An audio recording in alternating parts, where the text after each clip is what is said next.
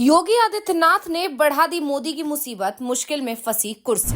बटोगे तो कटोगे का नारा एनडीए पर पड़ रहा है भारी।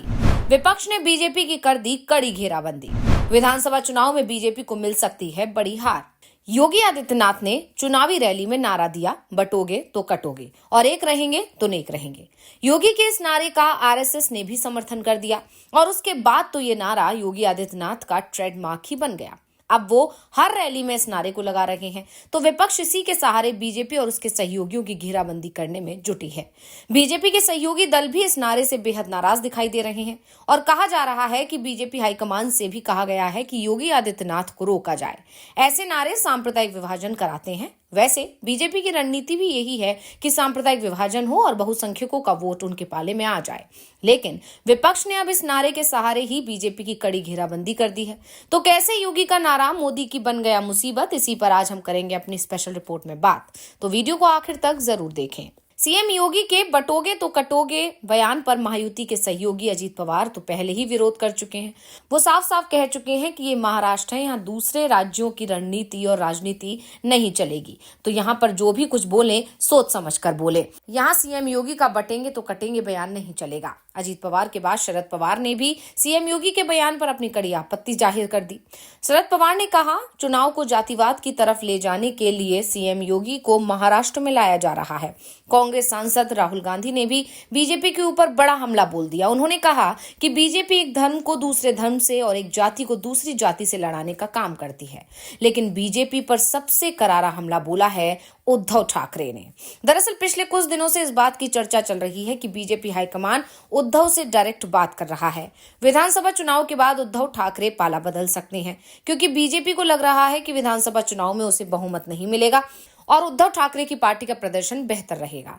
और जिन शर्तों को लेकर उद्धव ठाकरे ने 5 साल पहले बीजेपी से गठबंधन तोड़ा था, बीजेपी उन शर्तों को मानकर एक बार फिर से उद्धव को अपने साथ जोड़ने की अब कोशिश कर रही है। लेकिन उद्धव ठाकरे ने साफ साफ कह दिया है कि वो कभी भी अब अपने सिद्धांतों से समझौता नहीं करेंगे और इसी के चलते उन्होंने बीजेपी पर तीखा हमला भी किया है और निशाने पर सीधे सीधे इस बार पीएम मोदी और अमित शाह को ही ले लिया है। उद्धव ठाकरे ने कहा कि आज लगभग सभी राजनीतिक दलों के पोस्टरों पर बाला साहेब ठाकरे की तस्वीर दिखती है, लेकिन शायद बीजेपी के पोस्टरों पर नरेंद्र मोदी या अमित शाह की तस्वीर नहीं दिखेगी, क्योंकि उनकी तस्वीर हार की गारंटी है। उन्होंने कहा कि मोदी और शाह हार की गारंटी है। दरअसल उद्धव ठाकरे महाविकास अघाड़ी गठबंधन में हैं और इसी के चलते बाला साहेब ठाकरे की तस्वीर शिवसेना यूबीटी, कांग्रेस और एनसीपी शरद पवार गुट के पोस्टरों पर दिखाई दे रही है। दूसरी तरफ शिवसेना शिंदे गुट बीजेपी के साथ महायुति गठबंधन में है, इसलिए महायुति में शामिल दल भी बाला साहेब ठाकरे की तस्वीर का इस्तेमाल कर रहे हैं। ऐसे में ठाकरे की तस्वीर का इस्तेमाल तो आज महाराष्ट्र का हर दल कर रहा है, लेकिन जिस तरह से तेवर अजीत पवार ने अपने रखे हैं, उससे अजीत पवार गुट के पोस्टरों से जरूर पीएम मोदी गायब है। शाह की तस्वीर तो दिखाई ही नहीं दे रही है। शाह और योगी की रैली एनसीपी के किसी भी उम्मीदवार ने अपने क्षेत्र में कराने से ही साफ साफ इनकार कर दिया है। ऐसे में उद्धव ठाकरे का दावा है कि मोदी और शाह बीजेपी की हार की गारंटी है। ये करारा तंज माना जा रहा है। वैसे बटोगे तो कटोगे को लेकर महाराष्ट्र के विपक्ष दल अब बड़ा मुद्दा बनाने की तैयारी में दिख रहे हैं। कांग्रेस के वरिष्ठ नेता बाला साहेब थोराट ने बीजेपी के बटेंगे तो कटेंगे नारे पर भी तीखा हमला कर दिया है। उन्होंने तीखा हमला करते हुए कहा कि कांग्रेस कभी धर्म और जातियों में लड़ाई नहीं करवाती। ये बीजेपी का काम है कि वो धर्मों के बीच लड़ाई करवाए और गलत प्रचार करे। बीजेपी कभी वोट जिहाद की बात करती है तो कभी बटोगे तो कटोगे जैसे नारे देती है। तो वहीं शिवसेना यूवीटी के सांसद संजय राउत का भी बयान आ गया। उन्होंने भी बटेंगे तो कटेंगे नारे पर सीधे पीएम मोदी को ही घेर लिया। उन्होंने कहा कि मोदी ऐसी भाषा क्यों बोल रहे हैं, समझ नहीं आता। बटोगे तो कटेंगे नारा नहीं चला तो अब एक है तो सेफ है का नारा लेकर वो सामने आ गए हैं। राउत ने कहा कि महाराष्ट्र में लोग सुरक्षित हैं, लेकिन जब भी मोदी आते हैं तो यहाँ असुरक्षा का माहौल बन जाता है, क्योंकि वो लोगों को बांटते हैं और दंगे भड़काने की कोशिश करते हैं। उन्होंने ये भी कहा कि महाराष्ट्र को ज्यादा सुरक्षित बनाने के लिए बीजेपी को हटाना जरूरी है। जब एनडीए गठबंधन की तीसरी पार्टी एनसीपी शरद पवार गुट के नेता रोहित पवार ने बीजेपी के बटोगे तो कटोगे पर नारे पर कहा कि बीजेपी के पास कोई अन्य मुद्दा नहीं है, ऐसी बातें महाराष्ट्र में काम नहीं करेंगी, क्योंकि यहाँ की जनता इन नारों का समर्थन कभी नहीं करेगी और ना ही करती है। महाराष्ट्र एक पवित्र भूमि है और यहाँ लोग आध्यात्मिकता में विश्वास रखते हैं। रोहित पवार ने आगे ये भी कहा कि बीजेपी की ये रणनीति असफल होगी और उन्होंने आरोप लगाया कि बीजेपी महाराष्ट्र को ध्रुवीकरण करना चाहती है, क्योंकि वो हताश है।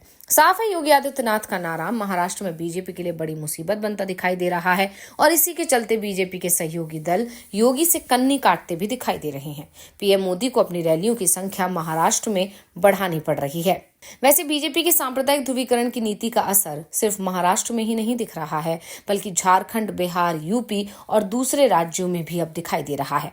बीजेपी के जितने भी सहयोगी दल हैं, उनमें से एक दो को अगर हटा दिया जाए तो ज्यादातर को ये नारा पसंद नहीं आ रहा है, क्योंकि इस नारे से सांप्रदायिक टकराव के संकेत मिल रहे हैं, जिसके चलते बीजेपी के सहयोगी दल इस नारे से खुद को अलग रखने की कोशिश में जुटे हुए हैं। दावा ये भी किया जा रहा है कि बीजेपी का ये दाव अब उस पर बहुत भारी पड़ सकता है और सिर्फ महाराष्ट्र में ही नहीं बल्कि झारखंड में भी बहुत भारी पड़ेगा, जहां विधानसभा चुनाव चल रहे हैं। झारखंड में तो धर्म की राजनीति होती नहीं थी, वहां आदिवासी अस्मिता के सहारे राजनीतिक दल अपनी राजनीति चमकाते हैं। ऐसे में बटोगे तो कटोगे नारा महाराष्ट्र की तरफ झारखंड में भी बीजेपी पर भारी पड़ता हुआ दिखाई दे रहा है और दावा तो यहां तक किया जा रहा है कि बीजेपी के अंदर ही इस नारे का विरोध भी शुरू हो गया है। लेकिन क्योंकि विधानसभा चुनाव है, ऐसे में बीजेपी इस समय इस नारे से पिंड भी नहीं छुड़ा पा रही है, क्योंकि इस नारे के समर्थन में बीजेपी को वोट देने वाला एक वर्ग जरूर दिखाई दे रहा है और अगर बीजेपी अब अपने पैर पीछे खींचती है तो इस वर्ग के समर्थन उसके हाथ से जरूर खिसक सकता है, यानी बीजेपी को डबल नुकसान होगा। जो पहले से नाराज हैं वो तो नाराज रहेंगे ही, और अगर ये नारा छोड़ दिया तो उसके बाद जो समर्थक हैं वो भी बीजेपी से दूरी बना सकते हैं और यही डर बीजेपी को सताया जा रहा है। लेकिन अब ये माना जा रहा है कि जिस तरह से अजीत पवार ने हमला बोला, अजीत पवार ने खुलकर कहा कि ये सब महाराष्ट्र में नहीं चलेगा, योगी आदित्यनाथ को इस तरह का बयान नहीं देना चाहिए, तो इससे साफ है कि अजीत पवार की नाराजगी बीजेपी को भारी पड़ सकती है और कहीं ना कहीं सहयोगी अगर नाराज होंगे तो इसका एक बहुत ही गलत मैसेज जनता में जाएगा और ये बात बीजेपी अच्छे से समझती है, क्योंकि ये मैसेज जनता में पहुंचाने की कोशिश की जाएगी विपक्ष की तरफ से।